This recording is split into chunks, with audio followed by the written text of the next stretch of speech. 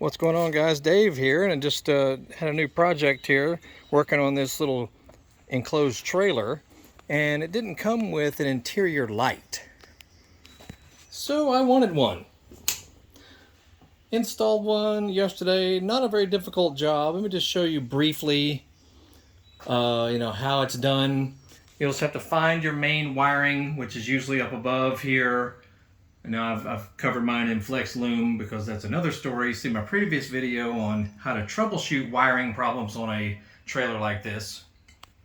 But you need to find your wiring that'll be up above there. You need to find a grounding point for the light. And it's usually the brown wire coming through from the from the trailer wiring. The brown one will be your power wire. Okay? And all you need is a ground, and attach that brown, with some kind of connector or whatever to your trailer wiring. And then when you turn your lights on your car, like so, you should have a working light. This one's very easy to install. You just screw it in 4 places, to the board here. But there are all kinds of different trailer wire or trailer lights like this. So you can just go online and find which one you want. They usually come with some instructions, but the basics of it is a grounding point and the power source, which is almost always the brown wire, especially on a 4-wire setup for most trailers. So there you go. And if it's a turn signal you're replacing, that's usually either a yellow wire or a green wire, depending on which side of the trailer you're working with. Same with one back here. It's all can be found right in this region. Everything is pretty easy to find if you just do some looking.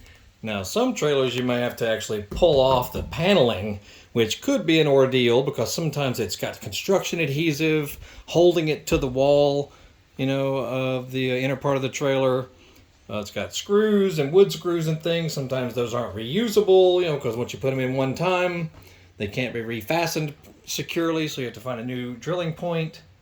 So your wiring might be behind these walls. So that, that really depends on your situation. But no big deal. If you look at the trailer wiring itself, see the brown wire is your power. And then your left and right will be green and yellow, depending on your situation, and the white one will be a ground. So that's all there is to it. So pleased with how it turned out. Now I did go ahead and rewire this entire trailer yesterday because I was having some issues with a fuse blowing in the car, not relating to the interior light I installed. But I figured, since I'm already doing some wiring replacement, I might as well do an interior light because it's very handy to have. So see my previous video on troubleshooting I did to find out why I had a fuse blowing in the car and trailer hitch, the wiring sometimes was not working properly.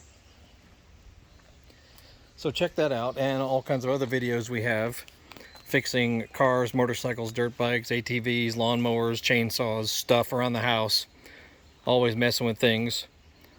Ford Taurus X, Chevy trucks, Mustangs, Mustang GTs, Hummer H3, Cadillac ATS-V, Harley Davidson. There's all kinds of stuff. So check out our channel and see our eBay store for motorcycle related parts and tools.